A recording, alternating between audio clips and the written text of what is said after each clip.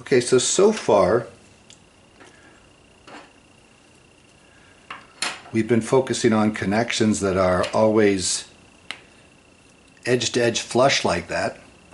For this shape, which is going to be a triangular prism, we're going to use ones that are off-centered like that. Okay? Now, here's the trick on this. Just like we learned that there is two ways of making the connection. Here's a zigzag and here's a spiral. It's the spiral that we want to use here, and we're going to keep it that same spiral, but we're going to slide it down like that, okay? Okay, so we want this, not this. So the way this one's curving, we want this to continue to curve that way. Okay? Now I'm going to take a red one for the third. This is only a 3-tile piece. Check this out. Because I put the connector on this side here, I'm going to put it over on this side, so it literally is across, diagonally across. Okay? And I have a choice of going like this. No, that's not curved the right way. I'm going to go like this. So it's curved like the other one. See that? Now we're going to finally join these two here. But it's the same trick. My connector's there. So I want this connector to be diagonally across from it, exactly opposite it. Not on this side. That will be the same side of the tile. We want to be on opposite sides of the tile. And if I'm going to connect that to this red one, I've got to crisscross it over like this and put it there, which is opposite. So it's all opposite. Okay? Now I want you to understand that what I just made has a certain spin to it. We say it has a handedness, and this happens to be right-handed.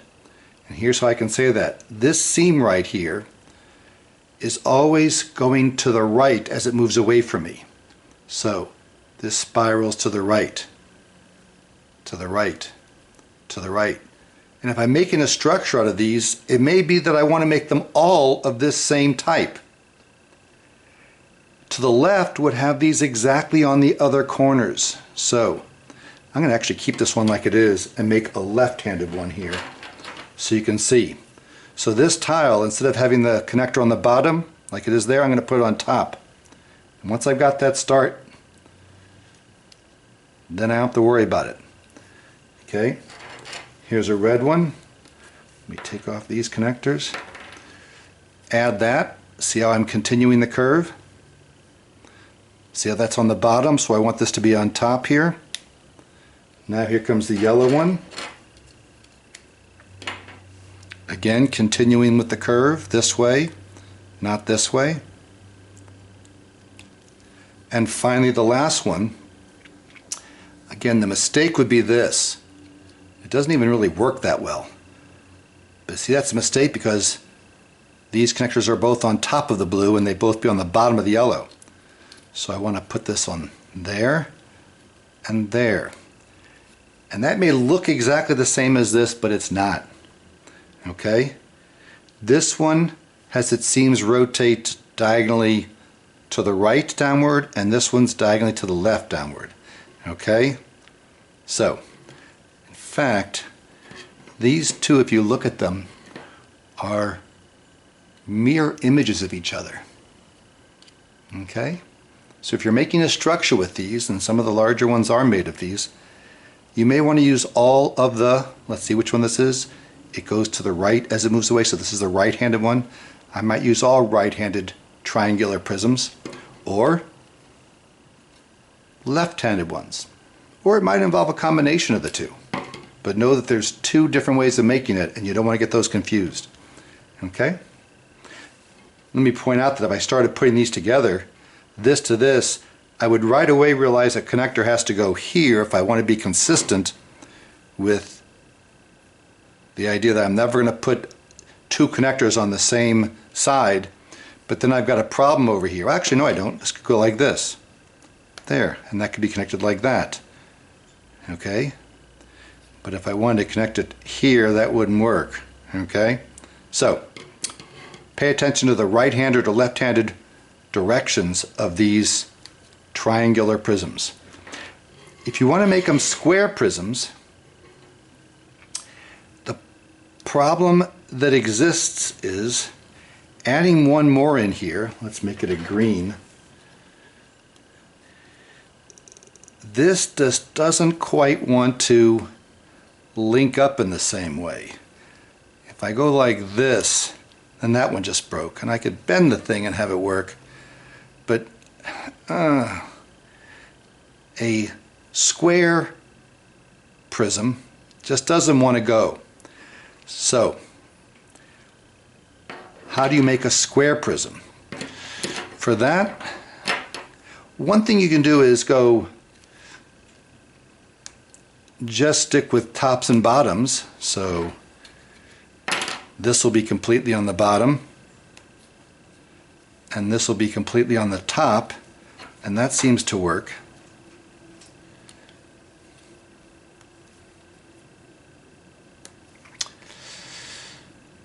It doesn't have a right or left-handed. It's crisscrosses over back and forth, and that is a kind of a square prism. It's got a square here, a square down below, and rectangular faces all around. But this might present problems, and another way of doing this, and the way that's pictured on the gallery of structures shape, is to actually use the connector not on the edge, but like this, on one of the faces, right by the corner. And I can now take another one and connect it like that. So it's still going to give me that same kind of curvature, but yeah, not edge to edge, but face to face. For this one, I've got some choices. I could overlap it like this, and exactly how these go doesn't really matter, but I'm going to go in the same direction there. And then this one can go on top. Whoops.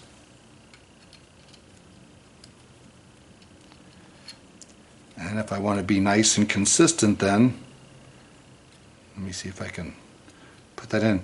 The connectors were not made to go in those holes, but they do fit, especially on these corner ones. And finally, this last one would also be, let's see, do that right? There we go. Like this.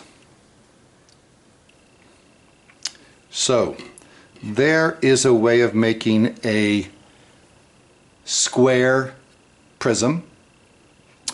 For other shapes, though, you may not want to go always under, over, under, over. You might want to go over, over, under, under.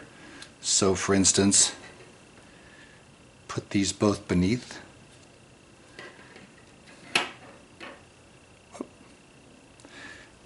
Again, the connectors weren't necessarily made for this kind of connection, but they do work. There. And we'll move this one to the inside too. So,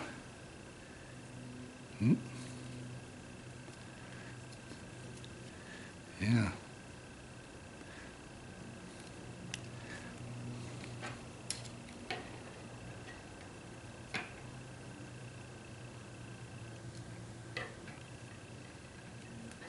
There we go. So another square prism made with overlapping faces, the connectors being used to connect them face to face, not edge to edge. But rather than having each one start on bottom and go to top, we have the two that are definitely on the underside, the red and the yellow, and then the blue and the green are on the outer track. Okay?